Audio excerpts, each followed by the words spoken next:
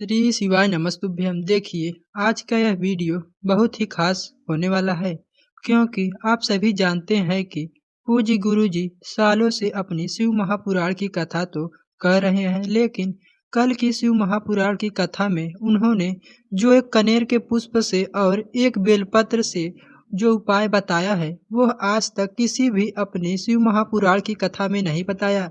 गुरुजी ने स्वयं अपनी व्यासपीठ से कहा है कि यह उपाय करने के बाद आपको तो 3 महीने भी नहीं रुकने पड़ेंगे, ना ही 3 हफ्ते रुकने पड़ेंगे। अगर अपने दिल से प्रार्थना करते हुए शिवलिंग के सामने यह एक कनेर वाला उपाय कर लेते हैं तो आपकी मनोकामना सिर्फ और सिर्फ 3 दिनों में परिपूर्ण हो जाएगी। आपकी मनोकामना अगर धन प्राप्ति से संबंधित है, आपके जीवन में धन धान की प्राप्ति ही नहीं हो पा रही है, व्यापार आपका अच्छे से नहीं चल रहा है, घर में लड़ाई झगड़ा हो रहा है, आप चाहते हैं तो अपने जीवन में बहुत कुछ करना है, लेकिन आलस की वजह से या फिर दुर्भाग्य की वजह से आप कुछ नहीं कर पा रहे हैं, तो गुरुजी ने कहा है कि आप कैसे भी मनोकामना हो, आपकी जो भी मनोकामना है 3 दिनों में वह पूरी होती हुई दिखाई देगी। ये चमत्कारी उपाय आपके पूरे जीवन में कैसा चमत्कार करता है, तो चलिए जानते हैं इस विशेष उपाय के बारे में। लेकिन उससे पहले आपसे एक प्रार्थना है, आप वीडियो को अंत तक अवश्य देखें, जिससे आप उपाय को आसानी से समझकर कर सके और इसका लाभ ले सके। तो चलिए जानते हैं उस खास उपाय के बारे में। पूज्य गुरु जी द्वारा बताए गए 2-3 ऐसे विशेष उपाय हम आपको आज बताएंगे, जो आपने इससे पहले पूज्य गुरु जी की किसी भी कथा में नहीं सुने होंगे। गुरु जी ने स्वयं कहा है कि यह उपाय जो भी व्यक्ति कर लेता है, उसके जीवन के सारे कष्ट संकट समाप्त हो जाते हैं। तो चलिए जानते हैं गुरु जी द्वारा बताए गए पहले खास उपाय के बारे में। देखिए, यह उपाय आपके लिए आसान इसलिए है क्योंकि इस उपाय के लिए ना तो आपको एक लोटा जल लेकर शिवालय जाना है, ना ही एक बेलपत्र ले जाना है और ना ही कोई अन्य सामग्री लेकर आपको जाना है। पूज्य गुरु जी ने कहा है कि आपको सिर्फ और सिर्फ एक कनेर का पुष्प लेकर जाना है। अगर आपके पास कनेर का पुष्प भी नहीं है तो आप शिवलिंग के ऊपर चढ़े हुए या फिर शिवलिंग के नीचे पड़े हुए कनेर के पुष्प को उठाकर उसे धोकर उनसे इस उपाय को कर सकते हैं। यह उपाय बहुत ही खास है। गुरुजी ने कहा है कि आप अपने घर से चाहे मन बनाकर निकले और चाहे ना निकले, आप किसी दूसरे काम को करने के लिए जा रहे हैं, लेकिन अगर आपको शिवालय में शिवलिंग के ऊपर एक कनेर का पुष्प दिख जाए तो उसको उठाकर जल से शुद्ध कर कर फिर आप इस अचूक उपाय को कर सकते हैं। देखिए, इस उपाय के लिए आपको सिर्फ और सिर्फ एक कनेर का पुष्प ले लेना है। एक कनेर का पुष्प आपको शिवलिंग के 5 स्थानों पर समर्पित करना है। देखिए, सबसे पहले आप लोग सामने शिव जी का पूरा परिवार समझ लीजिए। ये स्क्रीन पर आपको पूरा शिव परिवार दिखाया जा रहा है। अब देखिए, इस उपाय को आप करेंगे कैसे।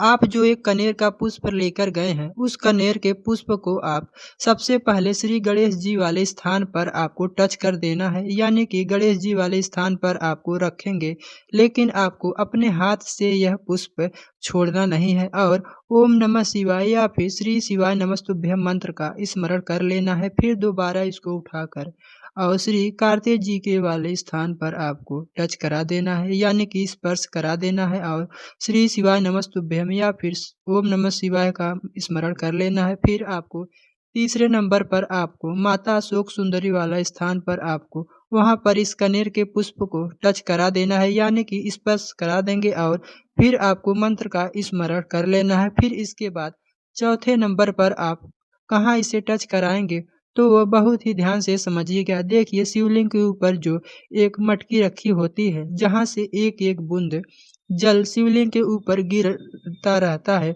वो जो मटकी रखी होती है और महादेव की 5 कन्या वाले स्थान होता है, तो आपको चौथे नंबर पर इस मटकी में एक कनेर का पुष्प टच करा देना है, यानी कि स्पर्श करा देंगे और ओम नमः शिवाय या फिर श्री शिवाय मंत्र का स्मरण कर लेना है। फिर आपको 5वें नंबर पर आप इस कनेर के पुष्प को आपको टच कराना है।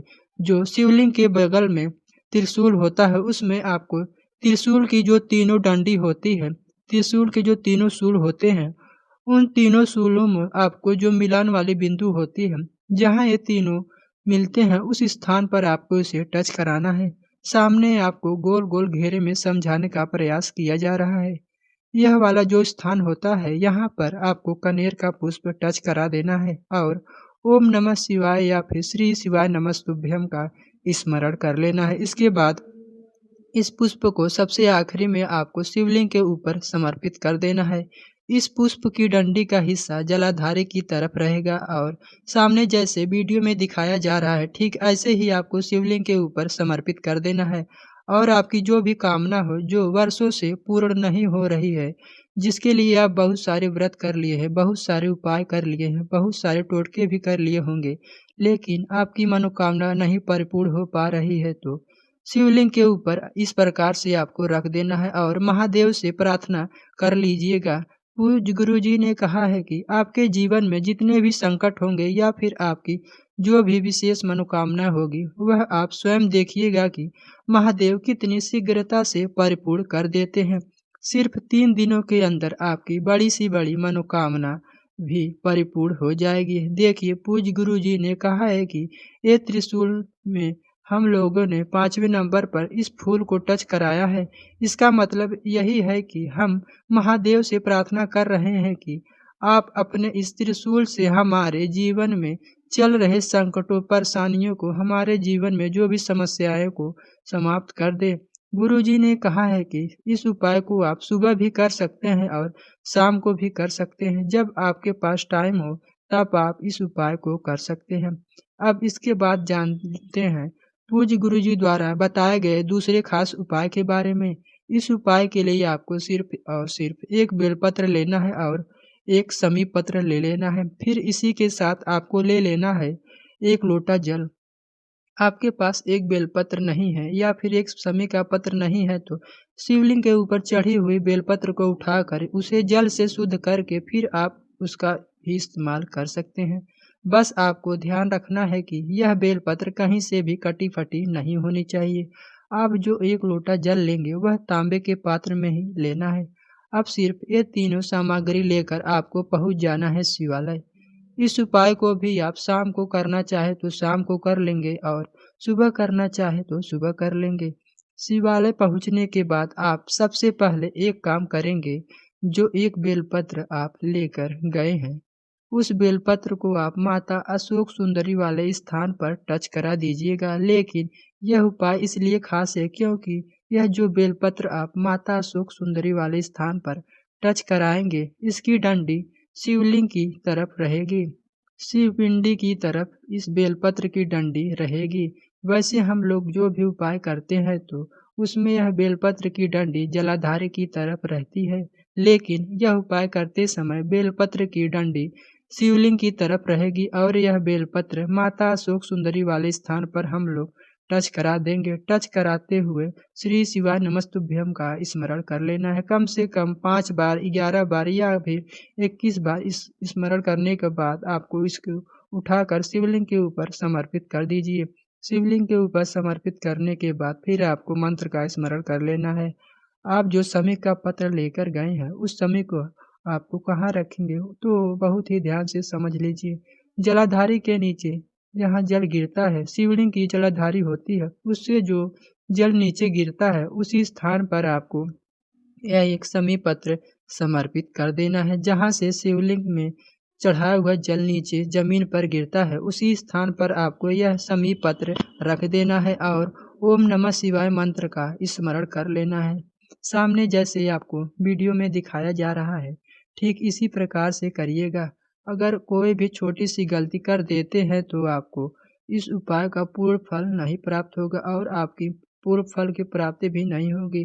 अब देखिए, सबसे आखिर में आपके पास जो 1 लोटा जल है, उस जल को शिवलिंग के ऊपर समर्पित करते जाइए और महादेव से बहुत ही प्रिय मंत्र ओम नमः शिवाय या फिर श्री शिवाय नमस्तुभ्यम, इन दोनों में से किसी भी मंत्र का स्मरण करते हुए आपको धीरे-धीरे जल समर्पित कर देना है। गुरुजी ने कहा है कि इस उपाय को आप कुछ ही दिन लगातार कर लेते हैं या फिर किसी भी सोमवार तिथि में करते हैं तो, या फिर आपको कार्तिक की चतुर्दशी या फिर अमावस्या या फिर कार्तिक पूर्णिमा, मासिक शिवरात्रि या फिर किसी भी विशेष तिथि में अगर आप इस उपाय को स्वयं करते हैं तो आप स्वयं देखेंगे कि महादेव आपके जीवन में सारे संकटों को समाप्त कर देंगे और आपकी बड़ी सी बड़ी मनोकामना परिपूर्ण होती है।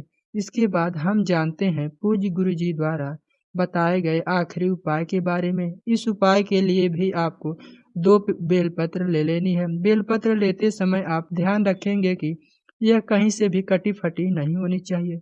सिर्फ़ और सिर्फ़ 2 बेलपत्र ले लीजिएगा और एक तांबे के कलश में 1 लोटा जल ले लीजिएगा। दोनों सामग्री लेकर पूज्य गुरुजी ने शिव महापुराण की कथा में बताया है कि अगर आप कुछ दिन लगातार इस उपाय को करते हैं, आप स्वयं पत्र लिखकर हमें बताएंगे कि आपके जीवन में धन की समस्या कितनी शीघ्रता से समाप्त हो गई। देखिए, यह उपाय धन प्राप्ति के लिए और आपके जीवन में चल रहे संकटों को समस्याओं को काटने के लिए बहुत ही अचूक है।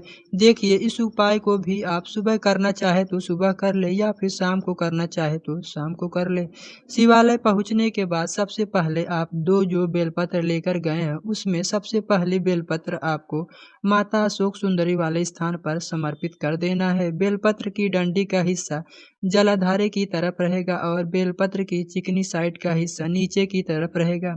सामने जैसे आपको वीडियो में समझाया जा रहा है, ठीक ऐसे ही आपको यह बेलपत्र समर्पित कर देना है। इसके बाद दूसरी बेलपत्र आपको शिवलिंग के ऊपर समर्पित कर देना है। इसमें भी बेलपत्र की डंडी का हिस्सा जलाधार की तरफ रहेगा। फिर आपको जो 1 लोटा जल ले गए हैं, उस जल को शिवलिंग के ऊपर धीरे-धीरे आपको समर्पित करते जाइए और श्री शिवाय नमस्तुभ्यम या फिर ओम नमः शिवाय का लगातार स्मरण करते जाइए। पूज्य गुरु जी ने कहा है कि अगर आप इस उपाय को 2 हफ्ते या 3 हफ्ते लगातार कर लेते हैं, तो हम व्यासपीठ से आपको यकीन दिलाते हैं कि आपके जीवन के सारे संकट महादेव की कृपा से समाप्त हो जाएंगे। तो दोस्तों, यह थी पूज्य गुरु जी द्वारा बताए गए कुछ बहुत ही खास उपाय। अगर आपको जानकारी अच्छी लगी हो तो वीडियो को लाइक करिएगा।